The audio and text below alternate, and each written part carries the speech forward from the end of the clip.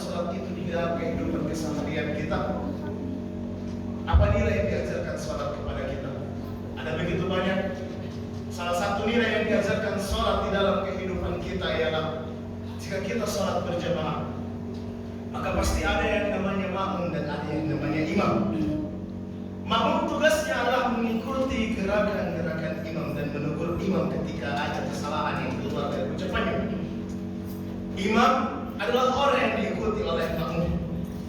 Nilai yang diajarkan di dalam sholat kepada kita ialah mari kita pilih imam yang terbaik, kita cari bacaannya yang paling bagus, kita cari bacaannya yang paling lancar, kita cari hafalannya yang paling kuat, agar semua yang paling hebat, sehingga kehidupan kita bisa makmur, sejahtera dan tentram.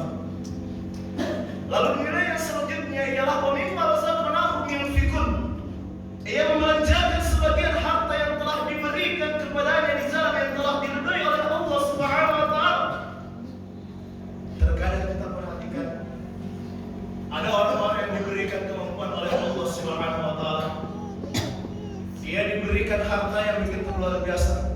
Ia diberikan kemampuan waktu begitu luar biasa. Ia diberikan rezeki berupa jabatan yang begitu hebat.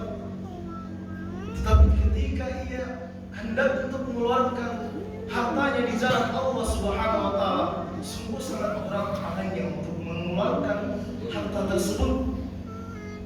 Terkadang kita perhatikan jika ia menyumbang masuk ke dalam masjid, ketika namanya tidak disebut, ia menyumbang berapapun. Tetapi ketika ada sebuah kesempatan di mana sumbangan tersebut akan dibacakan namanya oleh pengurus masjid, disebutlah namanya, sumbangan dari Bapak A dengan gelar A, dengan gelar B, sampai dengan gelar D, sebanyak 10 juta rupiah. Ia sangat amat senang ketika namanya disebut. Namun ketika ia menyumbang masuk ke dalam masjid melalui sebuah amplop, tapi tidak disebut namanya, atau mungkin dikarenakan nominalnya kecil, dia terkadang merasa bahwasanya dirinya lah yang paling hebat. Dikarenakan di antara saudaranya yang lain, hanya dia sendiri yang berkemampuan lebih, sehingga ia merasa bahwasanya dirinya bisa sombong akan hal tersebut. Padahal sesungguhnya apa yang telah dititipkan oleh Allah Subhanahu wa taala kepada kita itu hanyalah sebuah titipan sementara. Dan tidak ada yang namanya abadi di atas muka bumi ini. Sungguh kita semua adalah sebuah kehadiran yang fana di atas muka bumi ini. Lalu selanjutnya ialah wallazina yu'minuna bima unzila ilaik. Ia percaya terhadap apa yang telah diturunkan kepada Muhammad. Artinya ialah kita sebagai orang yang beriman, yang bertakwa dan senantiasa mengerjakan amal-amal yang saleh, kita harus yakin dan percaya serta kita imami apa yang telah diturunkan kepada Nabi Allah Muhammad SAW. Apa yang diturunkan kepadanya? Yang diturunkan kepadanya ialah berupa sebuah kitab suci Al-Quran, kumpulan-kumpulan wahyu yang disatukan menjadi sebuah kitab suci Al-Quran yang bisa kita baca sampai dengan detik ini. Kita harus percaya terhadap isinya.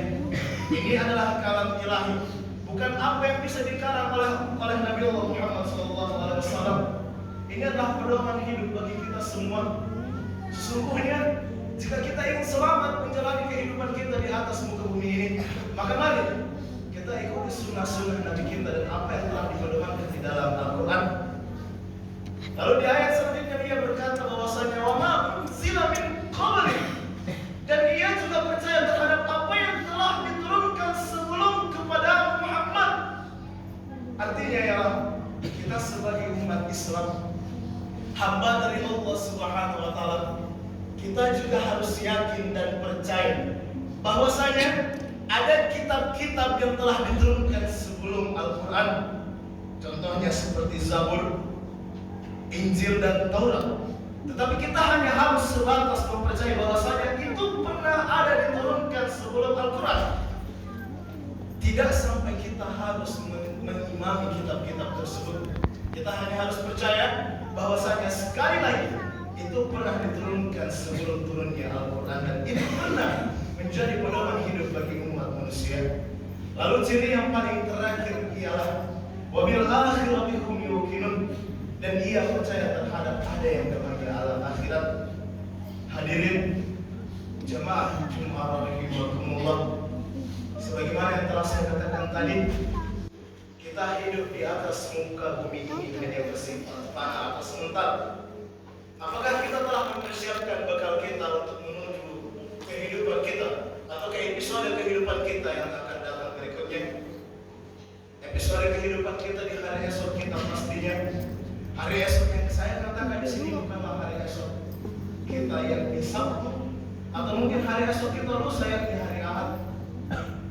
Hari esok yang saya maksudkan di sini adalah apakah kita telah mempersiapkan bekal kita untuk menyambut kematian kita semua.